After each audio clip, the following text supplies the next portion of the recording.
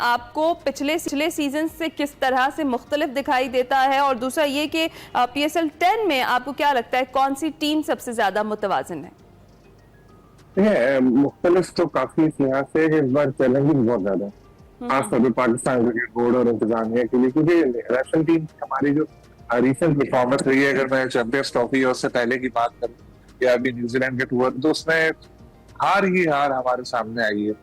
और जब इतनी शिकस्तें आती है तो लोगों का मूड ऑफ हो जाता है शायकीन क्रिकेट का। हाँ। तो लोग अभी क्रिकेट पे कम बात करें, तो PSL के जरिए ये मौका है और नाराज शायकीन को वापस क्रिकेट की तरफ लाने का।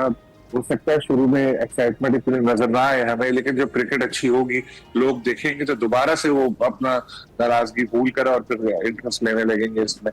लेकिन इसका एक और नुकसान ये हुआ है कि स्पॉन्सर्स की भी कमी हुई है। लोग पैसा कंपनीज वगैरह क्रिकेट पे कम खर्च कर रही है, तो जो फ्रेंचाइज है उनको भी जिस हिसाब से एक्सपेक्टेशन थी वो आमदनी अभी तक नहीं हुई है।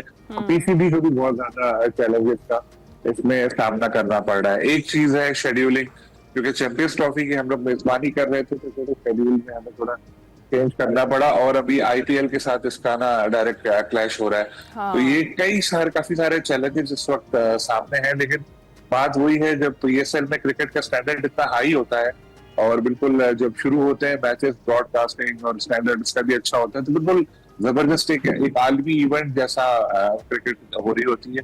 तो ना सिर्फ स्टेडियम जाके लोग एंजॉय करते हैं मैच पे, बल्कि टीवी पे भी बहुत एंजॉय करते हैं। तो होपफुली इसी तरह होगा और फिर मैचेस में लोग अपना इंटरेस्ट लेंगे और इवेंट आगे जाएगा।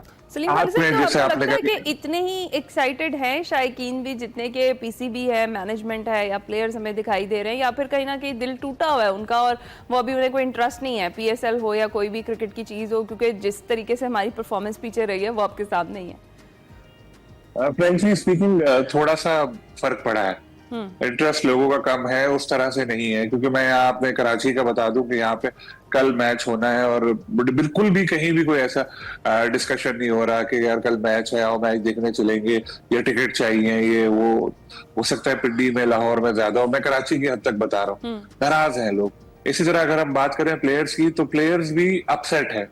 जाहिर है इतनी शिकस्तें हो तो जाहिर है कॉन्फिडेंस लेवल भी नीचे आता है। फिर आपने देखा होगा रिजवान की क्लिप्स प्रेस कॉन्फ्रेंस की, जो मुल्तान सुल्तान के कैप्टन है, नेशनल कैप्टन भी है वो, अभी हार कर आए हैं न्यूजीलैंड से। तो उनकी बातों से भी मायूसी, गुस्सा और झलक रहा था, जिस तरह उन्होंने अपने कुछ चीजों में इख्तियार कम होने का जिक्र किया और ये हुआ। लेकिन बात वही है कि अभी थोड़ा सा ये गुस्सा, ये नाराजगी जब क्रिकेट शुरू होगी PSL में, तो वो आहिस्ता आहिस्ता कम होती जाएगी जब लोग देखेंगे, टीवी पे सुनेंगे। सलीम भाई साहब, स्टेडियम्स भी नए बन गए हैं बड़े जबरदस्त किस्म से और उनकी तैयारियां की गई हैं, और हमें तो लगता है कि हाउसफुल होगा ही होगा इंशाल्लाह। लाहौर में भी और पिंडी स्टेडियम में भी आज होगा, और इसके साथ साथ मुल्तान में भी जिस तरह से तैयारियां की गई हैं। कराची का आपने बताया कि इतने ज्यादा एक्साइटमेंट नहीं है, और आपकी बात दुरुस्त है कि वो जब मैचेस स्टार्ट होंगे तो उसके बाद इंटरेस्ट ऑटोमेटिकली डेवलप हो जाएगा। तो सलीम खान साहब, पेशावर ज़ल्मी के कैप्टन बाबर आजम के इंजर्ड होने की इत्तलात हैं, और इस हवाले से आपके पास क्या खबरें हैं? क्या इंजरी संजीदा है? अगर है तो कितनी संजीदा है?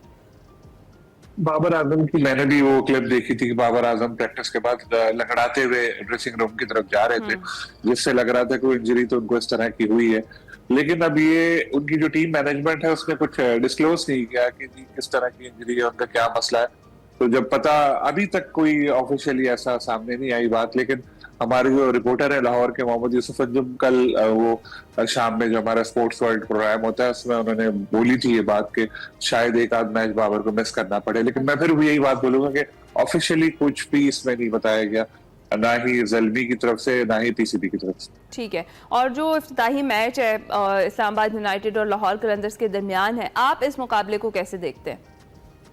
बहुत अच्छा मुकाबला होगा। एक टीम डिफेंडिंग चैंपियन है और एक टीम वो है कलंदर जो पिछले सीजन में 10 में से सिर्फ एक मैच जीत सकी थी, सबसे आखिरी नंबर पर रही थी। यानी उसको इस बार ये अपनी सलाहियतें साबित करने का एक चैलेंज दरपेश है। और इस्लामाबाद यूनाइटेड का ऐसा है कि जी टाइटल जीता है तो हमें और अच्छा परफॉर्म करना है, उसका स्टैंडर्ड अपना बरकरार रखना है। इस इवेंट पूरे में ये चीज भी नजर आएगी और उसका पाकिस्तान क्रिकेट को भी फायदा होगा कि जो नेशनल टीम के स्टार्स हैं उनकी इतनी अच्छी परफॉर्मेंस रही नहीं है, तो अब उनको मौका मिलेगा यहाँ आके कि वो दोबारा से स्पेसिफिकली अगर अच्छा कैप्टन्स परफॉर्म की कर। सलीम खालिद साहब बात करें तो दोनों कैप्टन्स की परफॉर्मेंस आपके सामने है जो हालिया थी, उसके पेश नज़र क्या लगता है आपको कि कौन सी स्ट्रॉन्ग टीम है आज के लिए? क्योंकि दोनों ही कैप्टन्स जो है वो इस तरह के हैं कि ऑलराउंडर ही कहते हैं अपने आप को, लेकिन जो हालिया परफॉर्मेंसेज हैं उनके पेश नज़र आपको क्या लगता है?